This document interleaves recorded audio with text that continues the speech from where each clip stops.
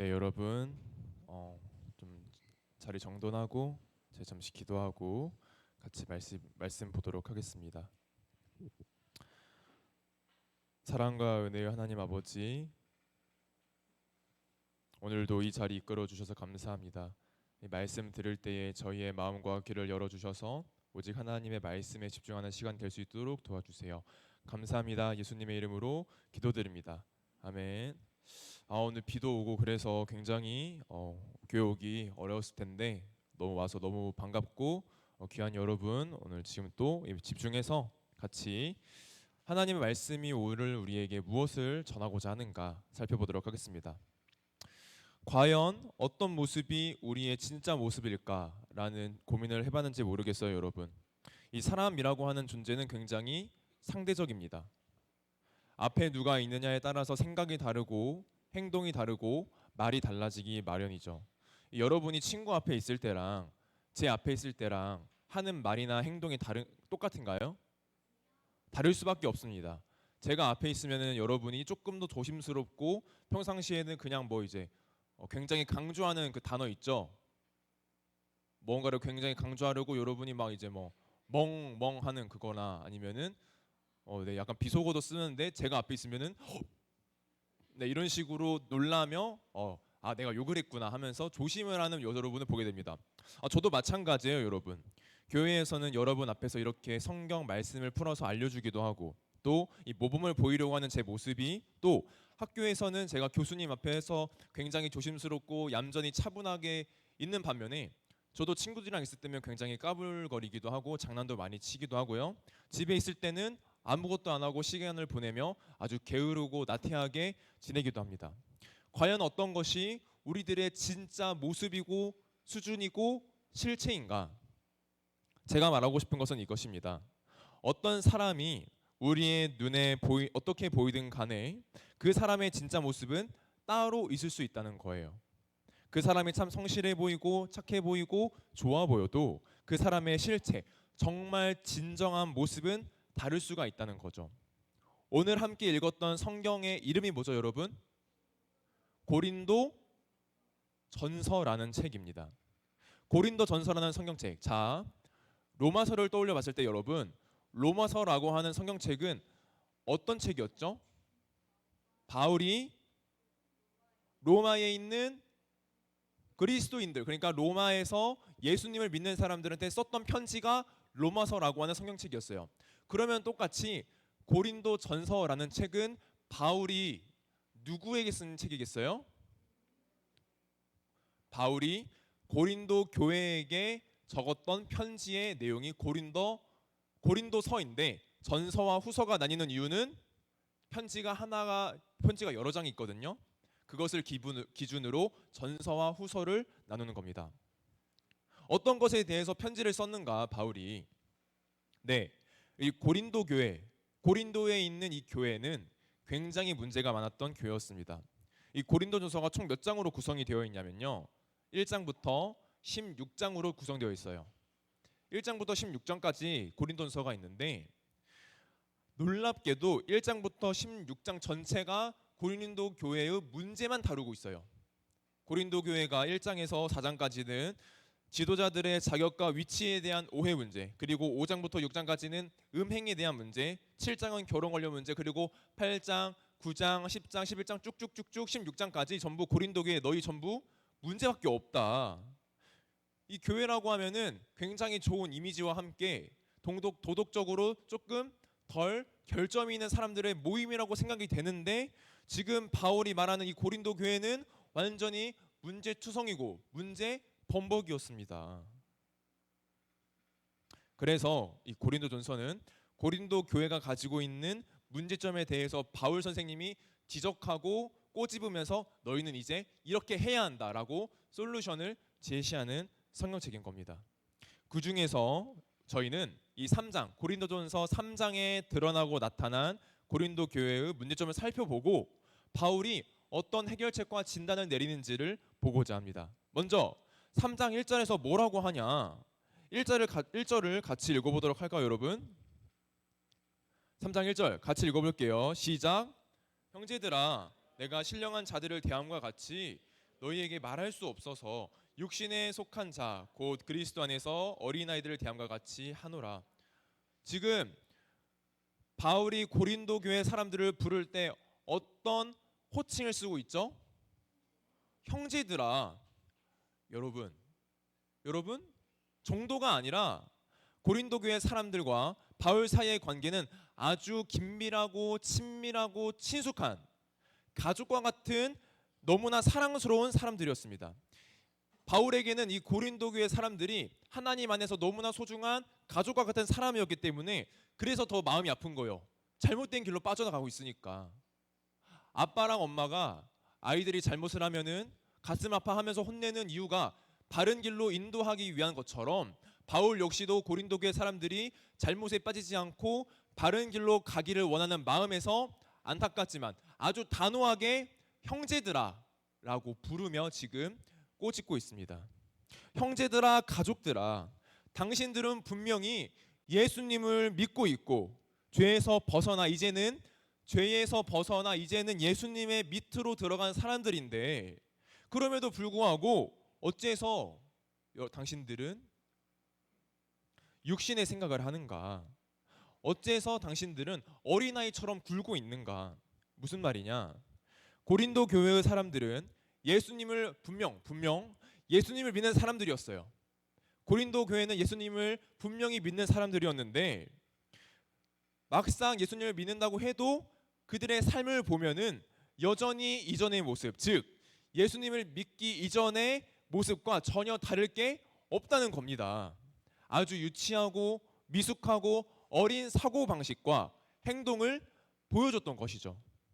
예수님을 믿는 사람들이라면 이전의 사고방식과 세계관, 즉 죄악된 본능을 따라 생각하고 죄를 지으려고 하는 이 경향을 던져버리고 180도 완전히 달라진 사고방식과 성경, 곧 하나님의 말씀이라고 하는 이 세계관을 장착하여 새로운 삶을 보여줘야 하지만 고린도 교회 사람들은 그러지 못하고 너희는 아직도 육신에 속한 자로다. 너희 가운데 무엇과 무엇이 있다고요 지금? 너희는 누군데? 고린도 교회 사람들은 예수님을 믿음에도 불구하고 여전히 그 사이에 시기와 분쟁이 있다는 겁니다. 고린도 교회는 시기와 분쟁이 있었고 다툼과 미움이 있었고 분열되고 있었습니다. 내가 맞다, 당신은 틀렸다, 무조건 내가 옳고 당신은 틀렸다.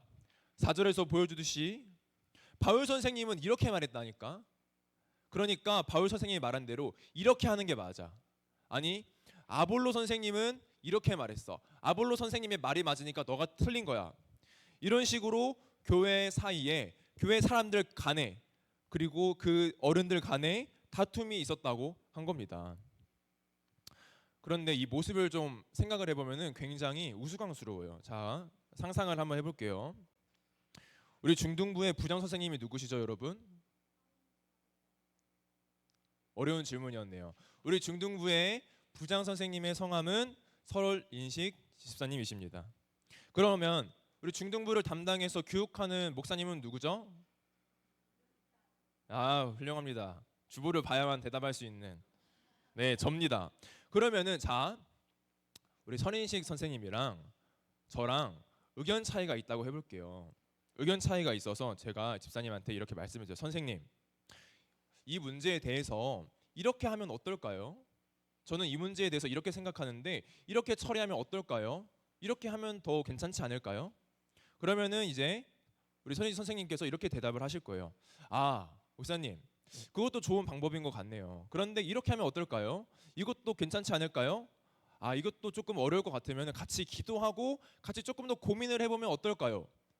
지금 한 가지의 문제를 두고 저와 선인식 선생님께서 의견 차이가 있을 때 굉장히 서로의 의견을 존중하고 격려하고 성숙한 대화와 존중의 자세로 이 의견 차이를 좁혀 나갈 것입니다. 그런데 이런 모습을 보여야 할 고린도 교회가 대화가 아니라 이런 대화를 나눴다는 거예요. 여러분, 상대방 말 듣기 싫으면 어떤 대답해요? 상대방이 어떤 대답을 하는데 듣기 싫으면 어떤 대답해요 혹시? 야, 여러분 방식으로 뭐라고? 응 뭐? 응?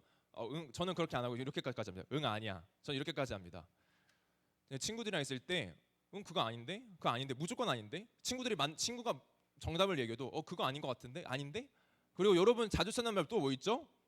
어 저 어쩔 TV 막 어쩔 TV 하면서 막 어쩌라고 저쩌라고 하면서 굉장히 유치하게 말하는 저도 굉장히 부끄러운데 굉장히 유치하고 말도 안 되는 수준으로 다투잖아요. 서로 그렇게 치고 박잖아요. 고린도 교회 사람들이 이런 모습을 보였다는 거예요. 말도 안 되고 유치한 것들로 서로를 비방하고 비판하고 비난했다는 겁니다. 어린아이들처럼. 그래서 어린아이와 같은 사고방식과 이 세계관과 사고를 가진 그 사람들은 더욱더 자라갈 필요가 있었습니다. 어린아이에서 머무르면 안 된다는 거예요. 그들이 기존에 가지고 있었던 상식과 지식과 지혜로 살아가는 것이 아니라 어쩌라고 이런 사고방식이 아니라 다툼과 시기와 미움이 아니라 그리스도인으로서 더욱더 성숙해지고 자라나서 그렇게 생각하니 우리 함께 기도하고 더욱더 고민해보자 라고 하는 이 분량까지 성장해야 했던 것이죠. 그것을 위해서 바울은 무엇이 잘못되었는지 지적을 해줍니다. 그런즉 아볼로는 무엇이며 바울은 무엇이냐? 그들은 주께서 각각 주신 대로 너희로 하여금 믿게 한 사역자들이니라. 나는 심었고 아볼로는 물을 주었으되 오직 하나님께서 자라나게 하셨다. 형제들아, 형제 여러분 보세요. 누가 맞다 틀리다, 누가 우월하고 누가 우연하지 않다. 그런 사고방식은 모두 내려놓으세요.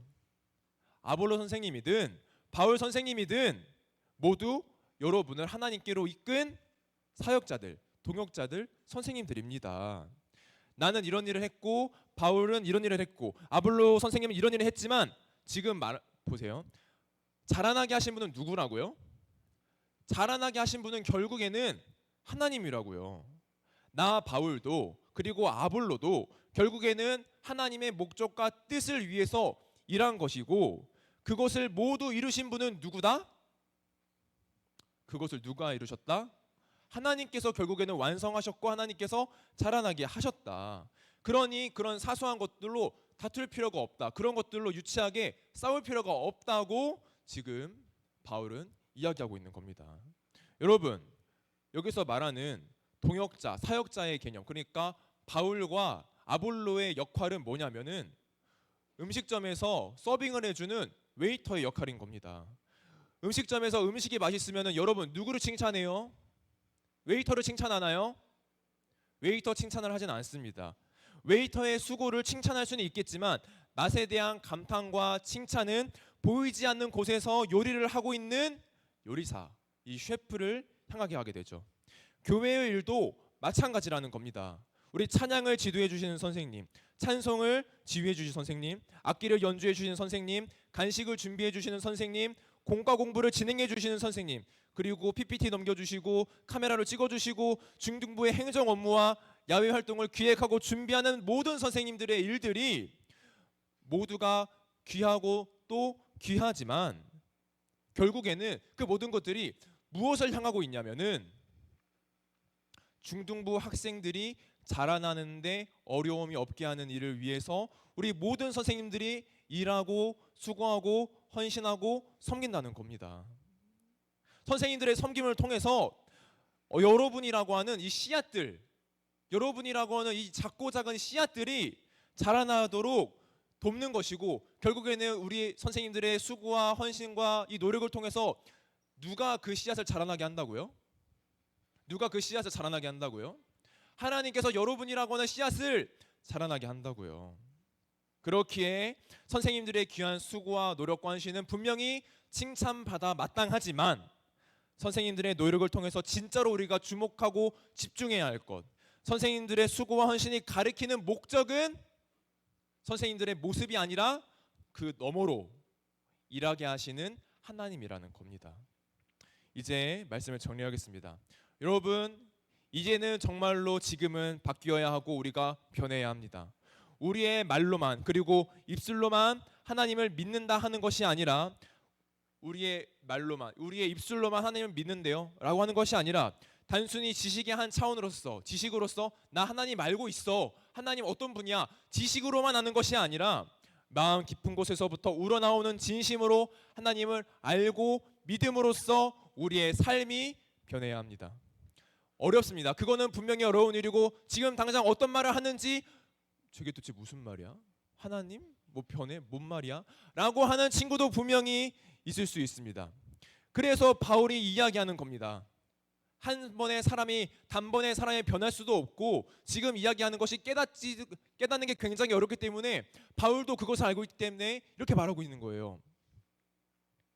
너희를 젖으로 먹이고 밥으로 먹인다.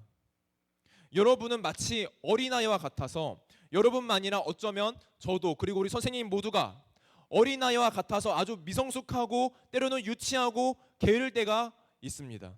그래서 우리는, 잘 들어보세요 여러분, 그래서 우린 어린아이기 때문에, 어린아이들이 밥으로 뭘 먹죠 여러분? 분유 말고 그 전에 분유, 이제 모유, 어머니의 젖.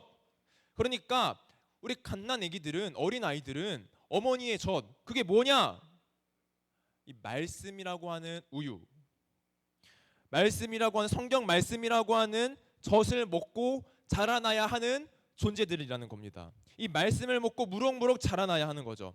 아직 우리는 응애라서 씹지를 못하니까 아주 연하고 부드럽고 맛있는 우유를 마셔야 하는 겁니다. 그 우유를 마시면 어떻게 되겠어요? 자라나겠죠.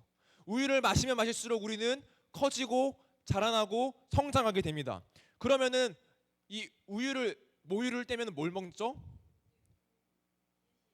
이유식을 떼면 또 뭘 먹겠어요? 밥을 먹겠고, 밥을 먹을 때 밥만 먹나요?